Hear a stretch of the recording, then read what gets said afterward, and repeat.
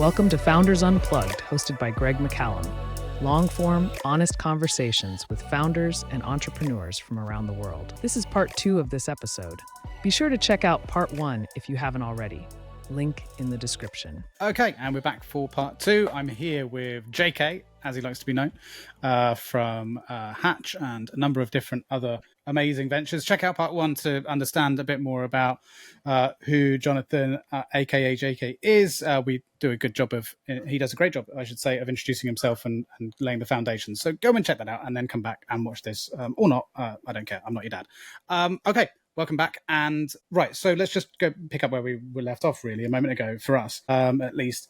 So just really quickly before we move on to the crowdfunding stuff, just while we're sticking on the subject of Haatch, which is, you know, where you are now as well, and this idea of brand perception. I'm curious to know from your perspective, you said that there is a bit of duality within what you guys do, from like almost a traditional VC fund type mentality, I guess, and what's the word, structure, I guess, and then this relatively newer kind of SEIS fund perception. Do you think that creates confusion for those on the outside of that, where, you know, there are some qualities that a VC fund or attributes that a VC fund brings to a cap table, whether that's in terms of the level of support, the level of due diligence, the process itself, and a whole host of other things that in reality early stage SEIS funds don't, and that's maybe contributing to some of the reasons why there's kind of mixed messages around, you know, organizations like funds like Haatch, SFC, etc.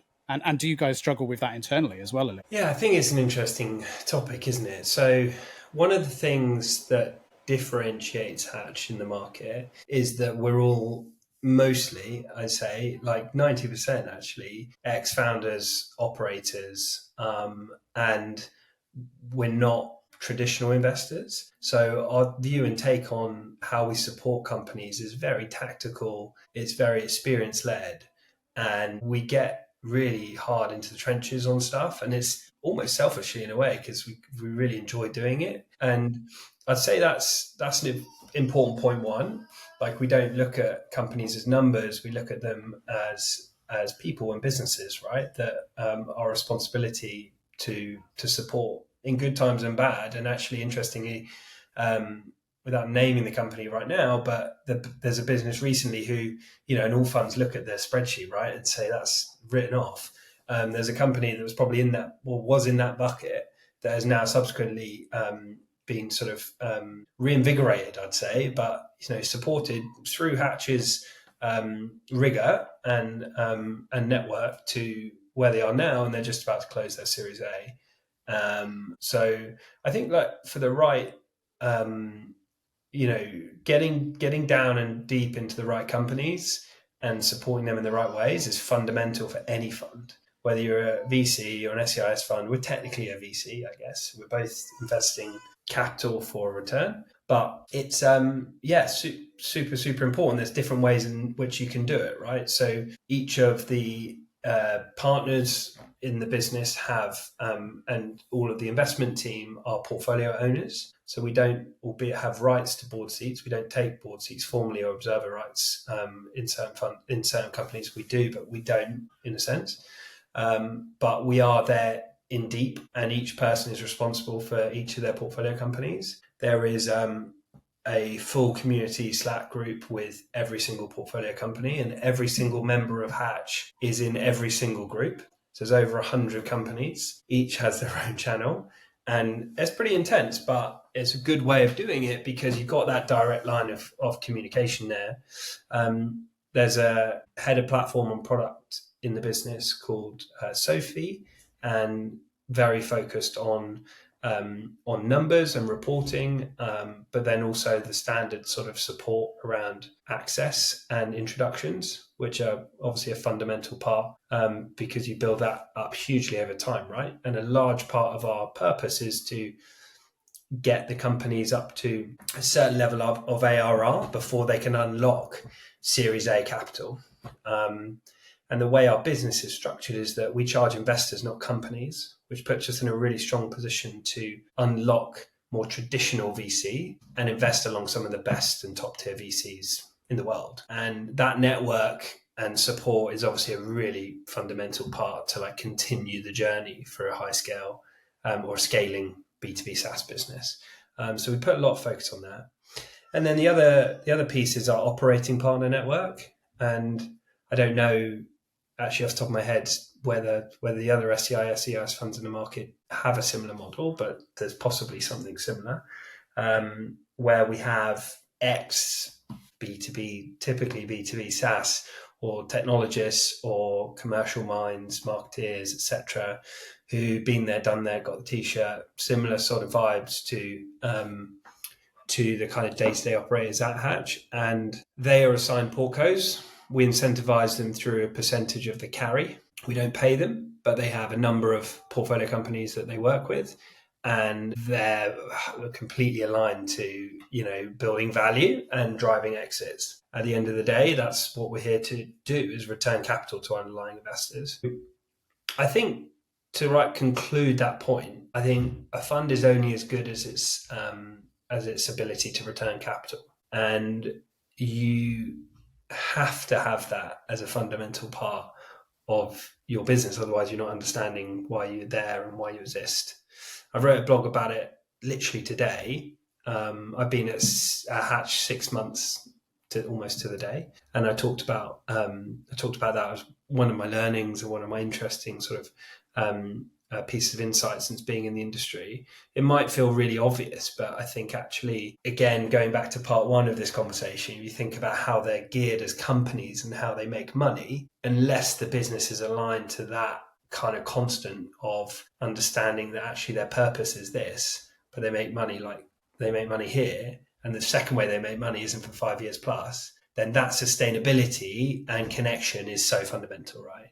Which kind of leads to your point of are you helping your companies? I mean, if we're not going to be here in 5 years' time. So that's kind of right. Ridiculous. We're just chasing our tails for today.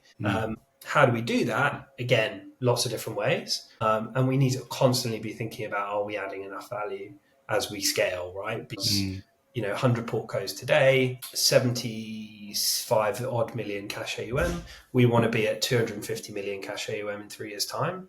Therefore, our operating partner network needs to be 3-4 times the size that it is now. Linked to that, how are we going to scale the portfolio owner responsibilities across our partnership?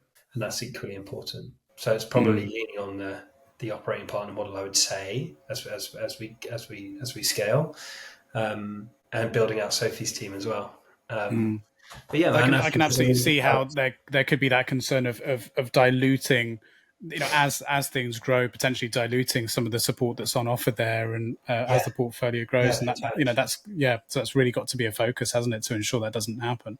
No, that was a great explanation. In terms of the majority of the audience, I assume, is founders and or aspiring founders. So for those that would be interested in applying for Haatch, what should they expect? What would maybe be some tips to give them, without revealing too much of the secret sauce, obviously, to give them to ensure, I don't know, increase their chances of success, or maybe not make some of the common errors that you guys see? And obviously, I know you're not necessarily on the front lines of that, but you'll still have some insight there, I'm sure. Yeah, no, certainly not on the front lines of the investment side. One tip would be to follow Charlie Weaver's right on TikTok. He's taking TikTok by storm at the moment as Gen Z VC. And he breaks down a lot of the things that we look for and a lot of the common sort of mistakes that founders make when they're applying to VC or considering VC. So that's one suggestion. I think the other suggestion from me is, I don't think this is like new advice, right? Understand who you're pitching to, what their thesis is, and get that bang on before you apply, because knowing that actually they're going to listen. I mean, you might be a great business, but you might upset yourself when they say no because you're not right. Like for us, we have a very tight thesis, and if you're not fitting in that, you might be the next Uber, but it's not going to work for us, I'm afraid. So I think, knowing that is a fundamental part. It's like applying for a job, I guess, like knowing you have the right skills to fit the role. Is priority one. I think, again, probably heard this one before, but understanding the portfolio that the companies company's already invested in, seeing if it could be a conflict there, which may be an immediate challenge, which is worth understanding. Seeing where the potential synergies are within the portfolio that are complementary, I think, is also interesting. If you have the ability to reach out to portfolio founders and understand their experience, they're probably better at explaining their own experience than we are theirs. And then Landscape VC is... Hi, a friendly reminder to share this episode with your network, like and subscribe. And if you are feeling really supportive, please consider reviewing the show on the podcast platform of your choice. It all really helps support what we do. Thank you. Now back to the show. Is a really good resource to check out founder experience with VC. I haven't checked. We had a pretty good one on there quite recently, but our rating on there is actually very strong, and it's like a completely sort of like unmoderated review on VC, and that's a cool resource to go and check out. Yeah, very. Yeah, fair enough. And I have to ask you about crowdfunding. Then we've put it off long enough. We have to delve into it. It's. I think we're both aligned that it is and you will know this far better than me, but it's a pretty misunderstood domain, I think, for the most part. When at least I'm guilty of, I suppose, that when I think about crowdfunding, to think more direct to consumer, thinking about the more traditional sort of crowdsourcing, crowdfunding platforms, and less in this space, whether it's Crowdcube or Seeders, like you mentioned, formerly Seeders, and things like that. So what would you say the elements of crowdfunding in this context that makes it so misunderstood? Yeah, so I think if I look back to the original kind of experience in the market when I first joined Crowdcube, we were invited on panels, but relatively outcast as investors. And I think at the time there was this sort of feeling from traditional investors, VC, that we were coming to eat their lunch. And actually technology, the internet, I mean, going back a bit, like it was a good decade or more that Crowdcube was founded. And it was coming in to displace VC, right? So there was quite a bit of tension around who are these guys? Like, what is this all about? And actually, when it came onto the scene, and it was like quite widely sort of adopted, or the first few kind of high-profile deals were done, it was bonkers. I mean, I remember the dashboard in the Crowdcube office, and there were like just 25K, 50K, 10K, 15K, and it was just going off. And random deals have certainly gone up the wall now. And people were chucking money at this thing because it was new, and like people had never been able to chuck money like that at direct venture capital before. So that was 2015, 2016. It was a similar time to when Crowdcube did the Just Park deal, which actually that was a positive exit to Park My House. MWI Ventures, Index were leading the round, and they allocated part of the round to crowdfunding. First time the VC market had sort of accepted that. And if you go back, actually Crowdcube had been founded 5 or 6 years before that. The first funded a bubble bath business out of Bath, like complete tin pot stuff. No offense to that business, because it, was part. But a bubble bath company out of Bath too. I mean, you have to invest in that if it comes your way. It's out of principle. I think it's an interesting example because it's a great example of access to capital and a great example of the fact that platform investing is truly accessible.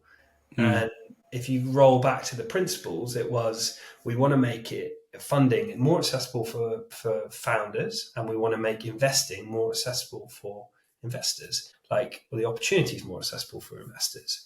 And I think that kind of thesis or vision struggled with tension over time because, naturally you were then attracted to, well, I want to do Monzos and Revoluts and BMW, Just Parks and BrewDogs and all this stuff, but actually the mission or the value of the business in inception was bubble bath companies in Bath. And actually crowdfunding is the idea of, I can go and speak to my street and we can talk about maybe funding the local pub and getting up and running again. And that would be really cool for everyone. And everyone's jacked about it, right? And I guess like as a fundamental, it was trying to work out who the company was, Crowdcube was, and who it was there to support. Now, I still don't think they know the answer to that.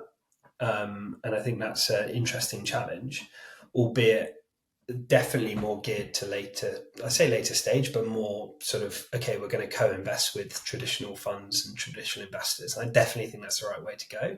But there was a very big pull over time, and it ebbed and flowed actually through the evolution of Crowdcube, where suddenly we opened the floodgates and anyone could list. And they were like, oh, no, that's not working. So now we're going to control it back down again and just go high quality. And suddenly you only saw 10 deals on the site and everyone was like, oh, this feels uncomfortable because there's not a lot going on. And that's not where we want to be because we make money out of transactions. So I think that constant challenge over time was difficult.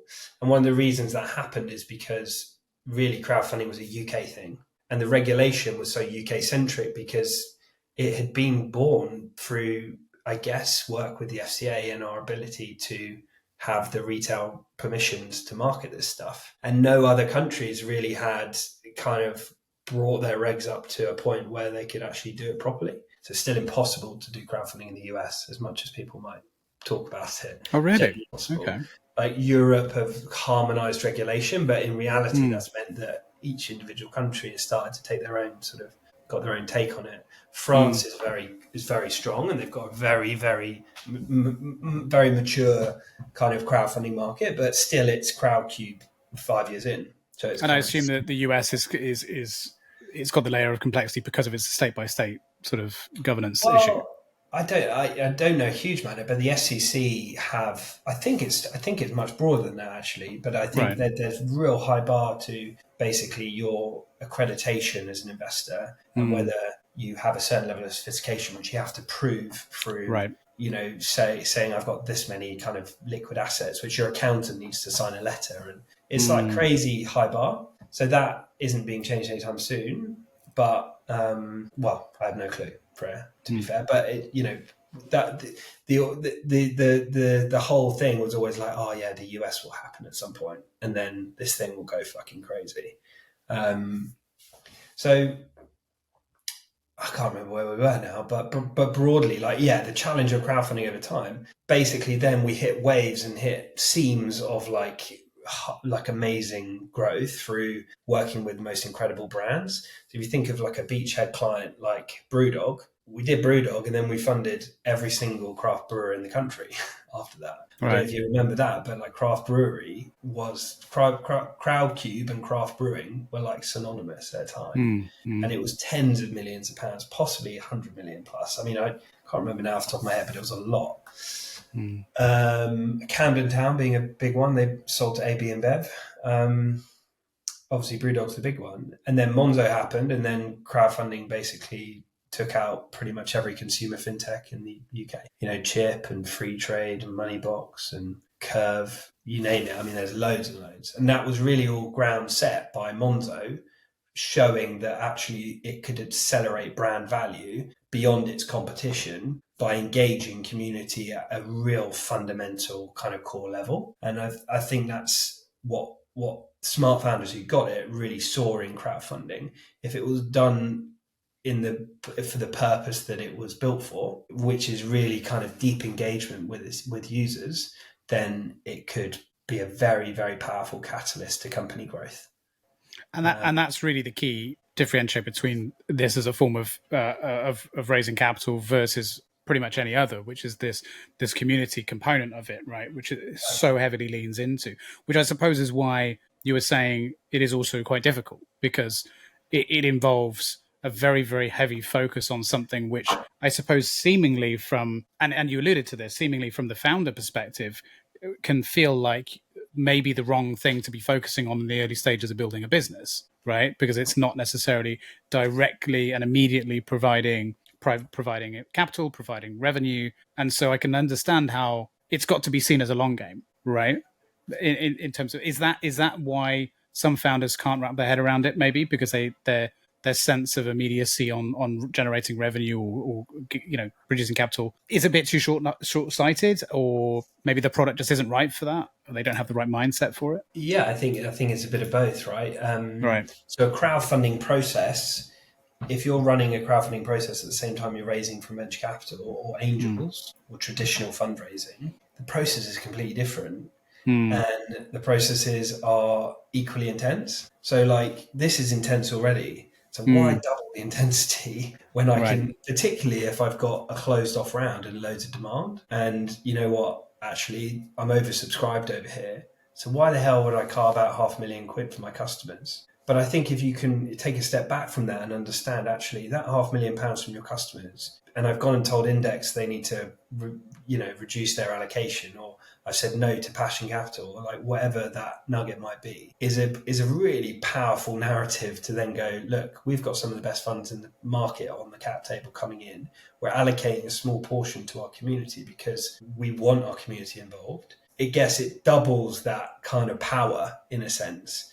And some great examples of that. I mean, do you know Nothing Tech, Nothing.tech? Yes. Awesome company. Yeah. Yeah. So that was, the first round for that on CrowdCube was alongside Google Ventures, AC Naisbitt, a pile of like global influencers. And there was £1 million for customers, like the very earliest customers. It was a 50 million valuation, 60 million valuation, something. I think they're worth like 600 million or something now, something bonkers. But I look back on that and it's like they did that for the purpose of engagement and taking earliest users and backers on a journey. But Google Ventures would have written them the check. So I think for people that can understand the power of that dynamic, it will pay back big time. Now, not everyone's got Google Ventures lining up outside the door, right? So you've got other examples. I think another fascinating and really interesting, amazing example on so many levels is the fintech called Chip.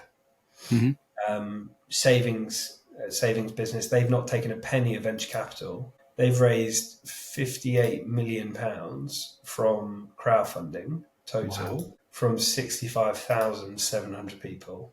That's crazy. And that's taken the business from inception to billions AUM. I can't remember what they are now, but and worth hundreds of millions or whatever their valuation is.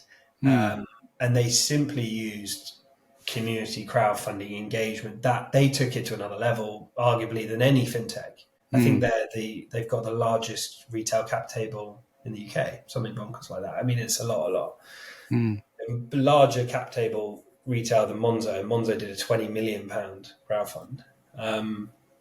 So I love two extremes there, and then relative in the middle, you've got just like people doing, let's say, a family and friends round that you extend to your earliest customers, and it might not go off in 2 hours and you get headlines in TechCrunch, but it's still principles apply, right? You're engaging people on a more kind of meaningful level than you would be if you didn't offer them equity in your business.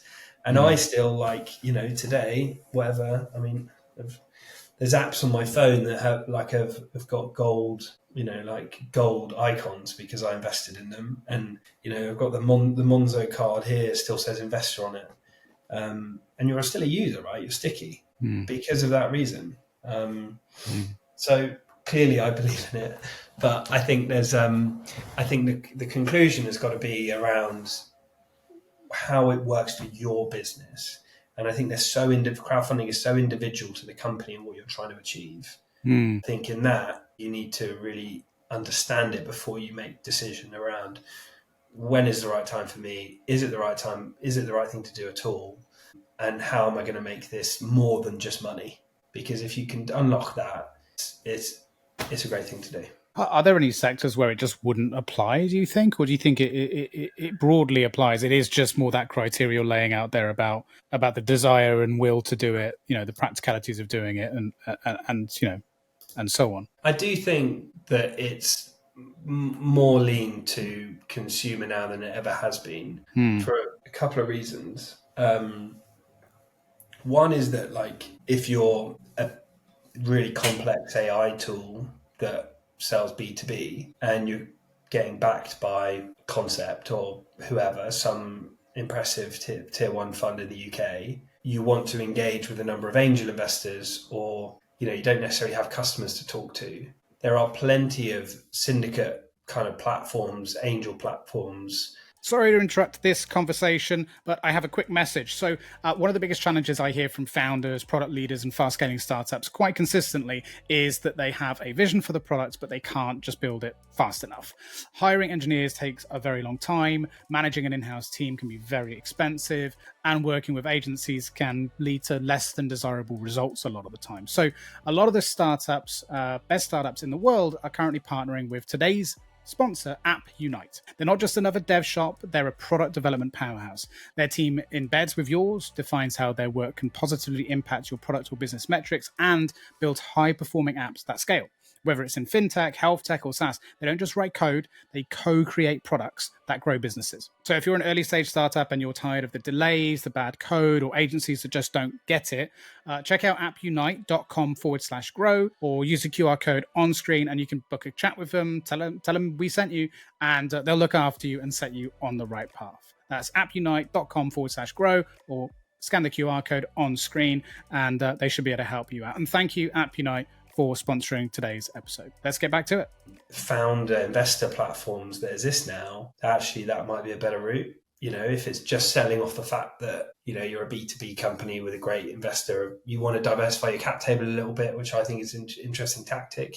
You want to engage with operators who might be able to add value. Now clearly there's crowdfunding investors that do that as well, but I'd say going through the process of building a full public retail allocation is pretty intense if you're a B2B SaaS kind of AI tool, So Right.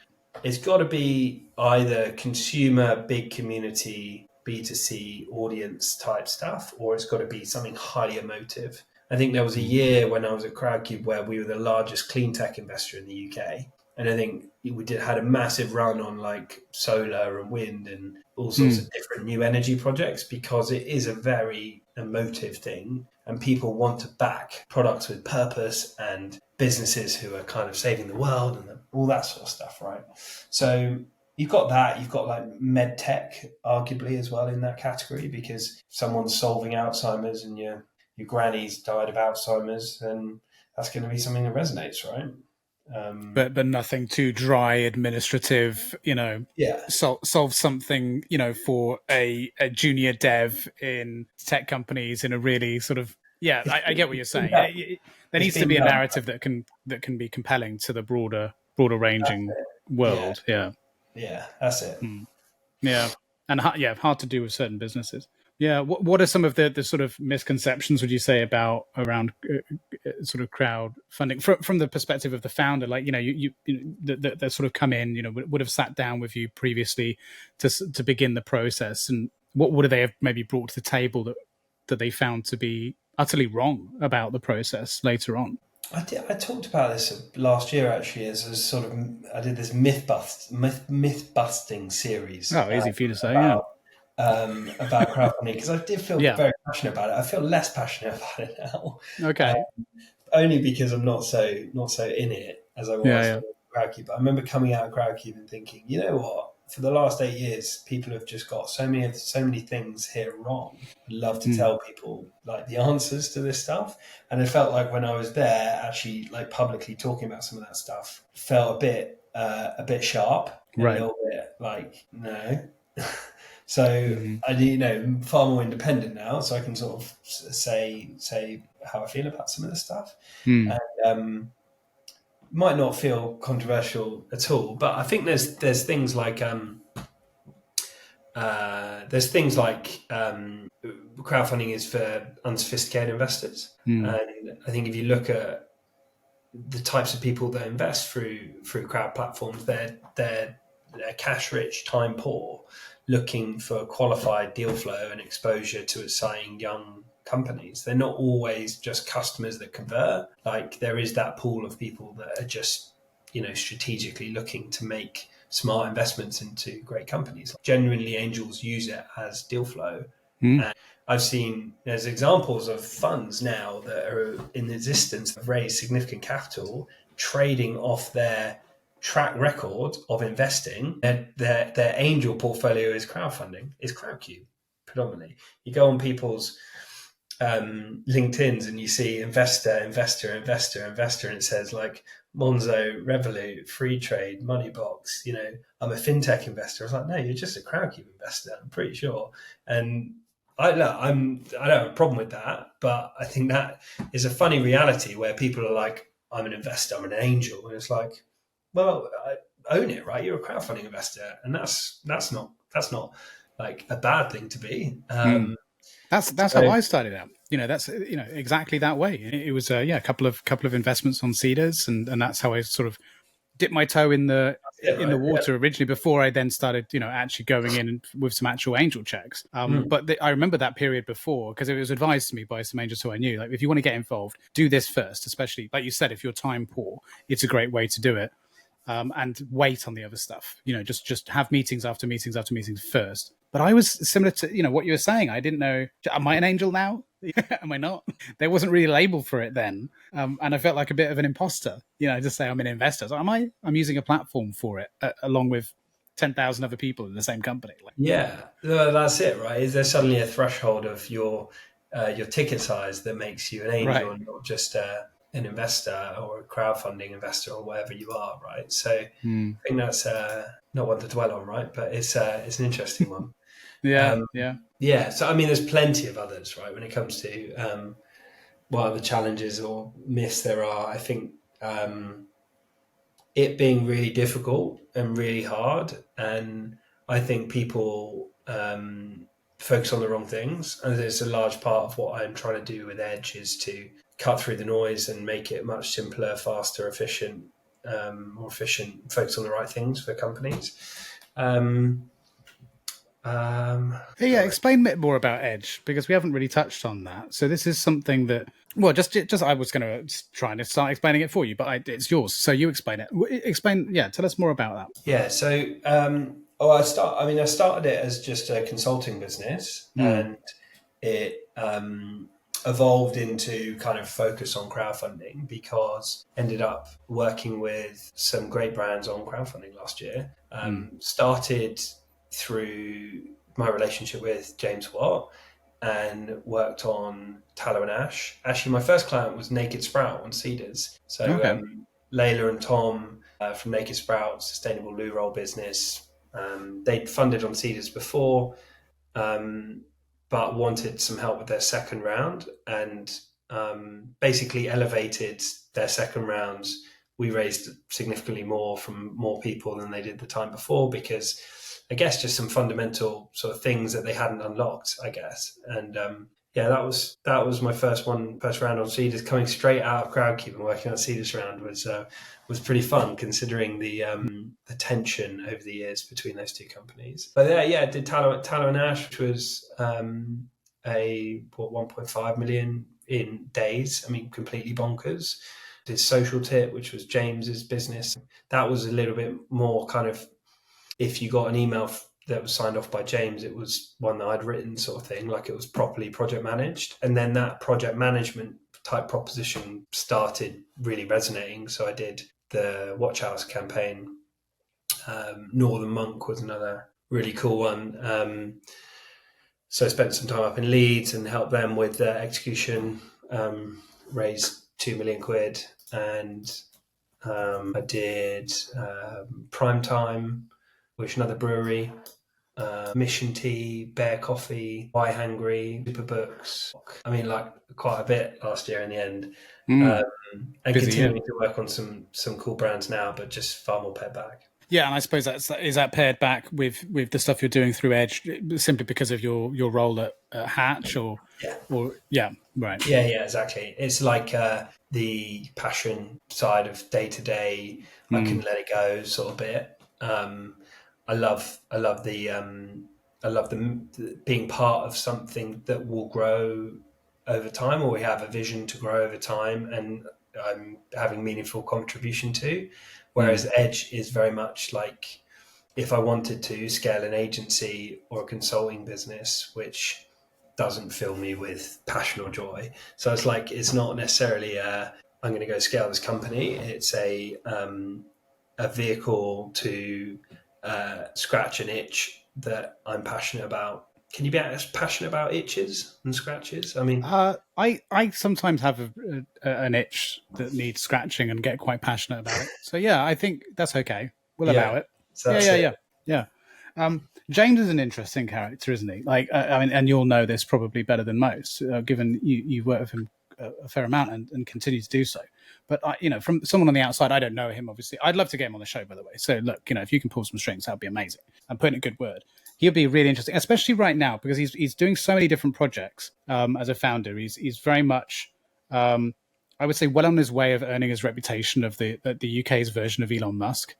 And to the degree where even some of the recent announcements about his version of the Shadow Doge, which I know just got a recent rebrand and all this kind of stuff, that he's certainly taking a leaf out of Elon Musk's playbook when it comes to that kind of stuff too. I don't know. He just seems like a really interesting character. Like, does a lot of this stuff sort of come out in conversation when you're with him too? Like all of these broader ambitions, because he seems like a man with a plan. He seems like a man with a bit of a vision there that goes well beyond some of the smaller stuff we get to see online. Do you know what I mean? Yeah, I do. I mean, it's been certainly a kind of significant sort of step into the new world post BrewDog, still very much involved in BrewDog from my understanding. But since that sort of open letter of leaving BrewDog, certainly, gone all in on piles of different things.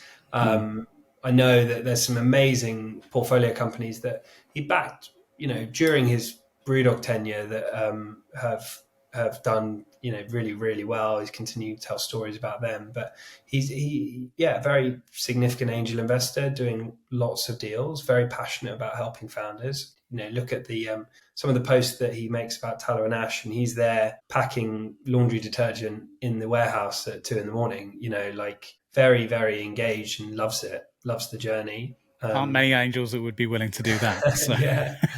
But, if I'm honest, we've got quite a transactional relationship when it comes to mainly the things that we're both interested in, which is House of Unicorns and crowdfunding. So, I've always been around as the guy who helps him with crowdfunding stuff. And then House of Unicorns came about through the conversations that we're having and, on lots of other things, which I'm not involved in at all and don't tend to talk about it, if I'm honest. So it's, we talk about crowdfunding, we talk about House of Unicorns. Fair enough. And the Doge stuff, when you see it, I'm aware of it because I read about it on LinkedIn, same as you. Fair enough. So there was no inclination or heads up or some behind the scenes kind of information around that before ahead of time. You just found out like the rest of us. Exactly that. Yeah, exactly that. I mean, no, it keeps you on your toes, right? Oh yeah. But no, I just find it interesting, and I'm in this space. I'm going to be biased, but I'm very bullish on entrepreneurs being. I think that entrepreneurs amongst the general population, the general public, have a bit of a bad rap, really, and I think that's such a shame because, especially now that the limelight is very much they're very much in the limelight. As we see politically now, it's a bit risky to be an entrepreneur in some ways, and it's also never been the best time to be an entrepreneur in others. But I do think entrepreneurs have a pretty compelling responsibility, for their countries that they represent, the economies that they're a part of, and so on. And we have an enormous amount that we can do to contribute. And I do think it would be nice to see more of that taken advantage of. Do you know what I mean? So it is good to see people, putting themselves out there, like James is, really putting himself out, to an enormous amount of criticism as well as praise, and willing to sort of roll the dice a little bit there. And I kind of wish we'd see more of that, to be honest. Totally agree. Yeah. I mean, the ability to reach out to people, get feedback from people, and, the rising tides raise all boats, right? It's, I don't think we take that very seriously. I'd say at least, or we don't adopt that principle as a broad kind of society in the UK, right? But founders absolutely embrace that quality of supporting each other and sharing ideas and wanting to succeed together. So it is an inherent sort of founder quality, but I don't think it's something that the kind of traditional UK society is so aligned with. So I think that's a challenge when you're thinking about how does government support the UK entrepreneurial ecosystem, because I think there's a fundamental misunderstanding of what it's doing, its purpose, what it's driving, what it needs, all these other things. But let's not get into politics. All right, religion instead then. No. Well, look, it's we could talk about all sorts of stuff on this show, and politics and religion included. But no, I do think it's interesting. I think what shapes it is the general public's perception of entrepreneurialism as well. And this is something that I think, when you're in it, you can be quite naive to, because we have our head involved in this space for so long, we've become very detached of what the general public think about entrepreneurialism and startup culture and all that sort of stuff. But it's important to stay grounded to that. And I do wonder, whenever we put anything out, especially someone like James who's putting it out at such a level and quite loud, that it is going to trickle and it is going to spread to those outside of this circle. And so I think it's a good thing, but it also means that there's quite a big weight of responsibility on someone like James to represent that community in a certain way. There was someone, I can't remember who it was now, someone who was on the show recently, who was talking about the state of the US scene versus the UK. And they pointed out something really important, which is in the States, there is generally a bit more of a culture of cheering on the underdog, even past success, and once they're successful, still cheering them on. Whereas in the UK, we tend to cheer for the underdog until they succeed, and then we're on to the next underdog. Well, then you bash them. Right, and then we bash them. If you are enjoying this episode and want to support the show, please subscribe with notifications turned on, and let us know your thoughts and opinions in the comments below. This lets YouTube know we are doing something right. Back to the show. And I think no truer example of that is in football and in the way that we treat founders and successful business owners. Yeah, you build them up and knock them down. I think that's the cycle, isn't it? And it's a shame. But I think if you have that resilience to stick with it and accept the noise, I think you're totally right. As James is a good example of that. I think he's opening up really interesting narratives and important topics that need to be addressed, that we should be discussing against plenty of controversy and headline, but again, being consistent with that. And he's not saying it for the sake. It's genuinely stuff that needs to be addressed. And the founder ecosystem and all that other good stuff that is driving so much value, he's passionate about. And I absolutely agree with it, right? And it's understandably so, because it's such an infectious place to be. I mean, I love doing what I do.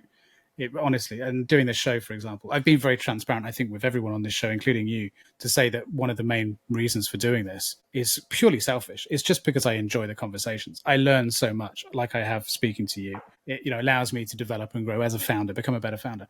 And then the other part of it is to highlight other people and what they do, other founders, individuals like you, the contributions that they're making to the ecosystem, all the amazing ideas they have and businesses they have and all of that. So it is, I suppose, initially quite a selfish thing, but then inherently part of being part of this ecosystem. Like you said, there's that quite altruistic part of it too, which is we all want to lift each other up and support each other. Yeah, absolutely. And I think the whole idea of a stealth startup is a great example of the craziness around the whole thing, right? It's just like you're only as good as your ability to execute on an idea, right? And actually, your peers and your community and your people that you've built up connections with over time are going to be great supporters of whatever you're planning on doing, right? And get out there and do it, because you're only as good as, again, your ability to pull that off. You can sit there and have plenty of ideas. And it's amazing how people are willing to support you if you're willing to just take the risk risk looking like an idiot. Right. I mean, that's ultimately what it comes down to, is people are afraid to look like an idiot and look like they're wrong or something. But on that last point you were just making, to kind of round us off as we're approaching the end as well, are there any sort of, I'm trying to do this more with the format of the show, and I quite often forget, but are there any particular issues, topics, things, especially within your world and your unique sort of vantage point of being involved in Haatch and Edge and all the other things you've done, that maybe aren't being talked about that you think deserve to be talked about because of you're here, we've got you, let's hear it. This is maybe your opportunity to shed some light on something that you think needs a bit more attention. It's a good question. I mean, I was gonna in my head coming to talent, and I think the challenge with I think a good example is the guys at Wineify recently hired an analyst in the data team. This guy had a PhD in astrophysics or something bonkers, and there were over 2,500 applications for, I think, even an intern role, like fixed term 3 months or something to startups. He was telling me about this on the show. Yeah, I think I think about that. There's a chap called Pete Wood who's running Graduate Guide, who again big on LinkedIn, and he's worth getting on the show actually. But it's really solving a big. It resonated with me hugely. I went and had a beer with him in the summer last year. One of the things he's trying to solve is the talent challenge of connecting recent graduates into startup ecosystem and building community and connection to enable that kind of harmony, I guess. And I just think talent is a big challenge, right? You're only as good as the people that are helping you build the thing that you're going to go on and deliver on. And as much as everyone's saying, I want to build a $250 million ARR business with 10 people and 100 AI bots. Maybe that's real, maybe it's not.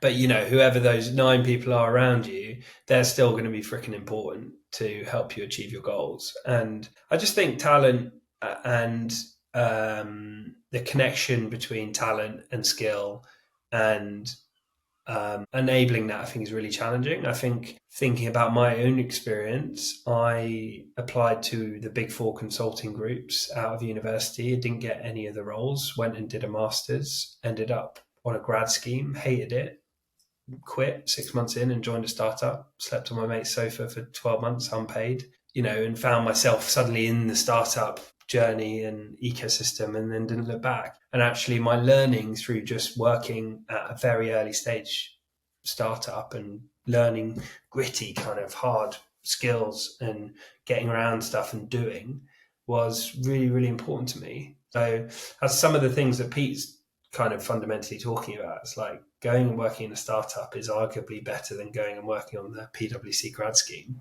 in terms of learning curve. And I think, it's something that resonated with me because of my own journey, and then watching my peers go and become investment bankers and earn lots of money, but turning around to me and saying, I don't like my job, I don't feel fulfilled, or I don't, actually want a complete career change. And I think, again, it sort of connects back to the importance of the startup ecosystem, right? And its ability to fulfill people's purpose and enjoyment and passions and lots of other things, because it's not just bashing out PowerPoints or I don't know, whatever a more boring job would be. It's actually getting people really buzzed and engaged and interested in solving challenges and deep problems or whatever. Now, I'm not saying all traditional industries are boring and blah, blah, blah, because if you're into it, you're into it. But I don't think it's the right path for everyone, I guess is what I'm saying. So I think that challenge you're solving is really cool. I think it resonates with me. And I think we've, the UK, but broadly globally, that we've got a massive kind of talent challenge and recruitment challenge, particularly in line with the rapid development of AI as well. Because that's what I was going to say. That's the new player in the game, right? Because what's happening now, not long ago I had Gorish, the CEO of AI SDR, on, and he talked about this towards the end. In fact, I think this was his answer to this, actually. He even said himself that they just raised their 2 mil seed round, I think. I can't remember, actually. No, I don't know, 11 mil seed round, I think. And he's now going through a process of doing some pretty large hiring. And he gave the example. He said, look, we're not hiring, Greg, we're not hiring junior developers anymore. But we just don't need them. We've got AI to do that. So now his concern, even though he said, like, admitted we're part of the problem, the concern now is you've got a bunch of people with junior level sort of graduate experience who traditionally would be able to come into organizations and get those junior positions that are now being swallowed up by AI.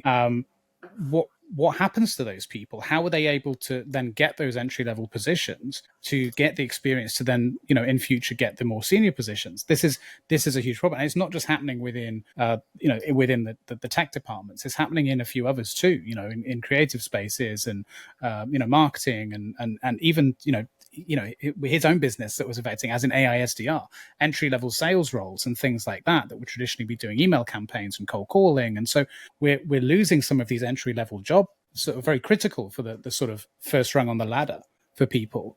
And what's the solution for that?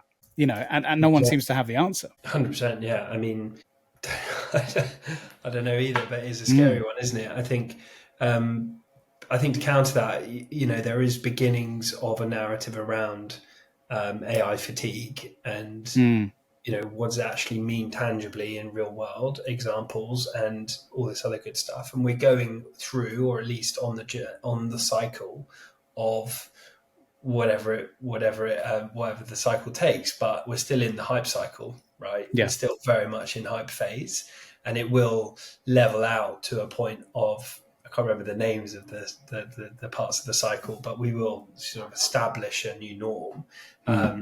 Will it be as extreme as everyone's talking about? Probably not, but there will be plenty of tangible use cases for the technology. And you go back and you look at the crypto hype cycle, the blockchain hype cycle, not even .com, right? I mean, whatever it is, and they find their real world applications, and people end up adopting and reacting to the new norm. And people will establish themselves in whatever roles that they end up falling into as part of that.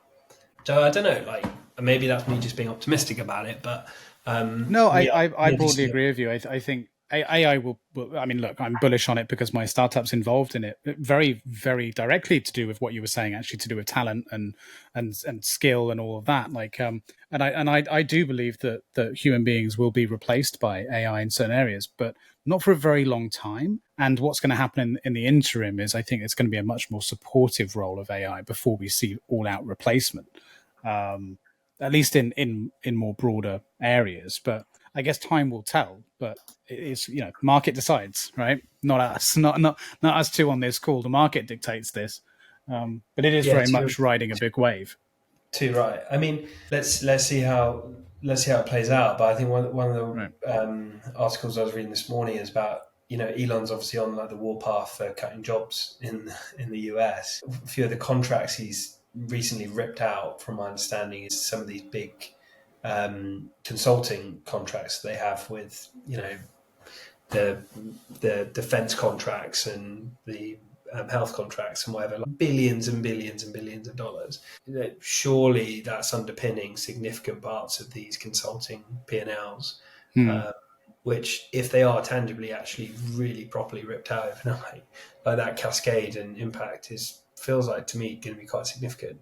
There's a lot of the article around the consulting world, or I think it led into an article around the consulting world more broadly, and fundamentally what service is really exchanged via those consulting contracts, which is sort of like, pulling information into like digestible formats, delivering that to an audience of employees, or, advising on structural change of a company, or transformation projects and all these other things.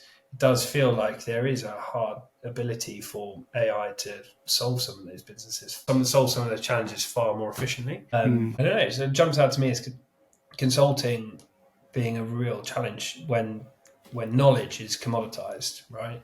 Right. I don't know, man. Let's see. Time will tell. I'm happy to invest in these businesses. Yeah. Well, there you go. That's good to know, considering what we're doing. I'll hold you to that. Listen, man, I'll let you go, because if I know you've got a hard stop, and you've got just like me, we've got our fatherly and husbandry duties calling us. So I'll let you go. But all I have to say is, huge thank you for joining me. I really appreciate it. I know it's not a small amount of time and you've been really generous with it. I'll put obviously your LinkedIn profile in the description, as well as details for Haatch and anything else you want me to pop in there. Anything else you want to shout out? No, that's cool. I'm pretty good on LinkedIn. I'm jk@haatch.com if you want to catch up with me on email. Everything you're doing is on there in a way, isn't it? So it's gone dark since we started this conversation. Yeah, I just noticed that. As intense as podcast is. But appreciate having me on, man. I've enjoyed it a lot. We'll do the full version next time. The 8-hour long one. That'll be the next one. But no, really, I really appreciate it, man. Because like you said, it is a long old conversation, but it's important because if we get context, we get to know who you are. So I appreciate it. So yeah, everyone, thanks for listening and watching. Subscribe, comment, all of that stuff. Share it around, and hopefully we'll speak again very soon, JK. Thanks, dude. Take it easy. Take care. Bye. Bye. Thank you for listening and/or watching. Please like and subscribe, or if you are listening via podcasting service and want to show your support, consider rating or leaving a review. It really helps. See you next week.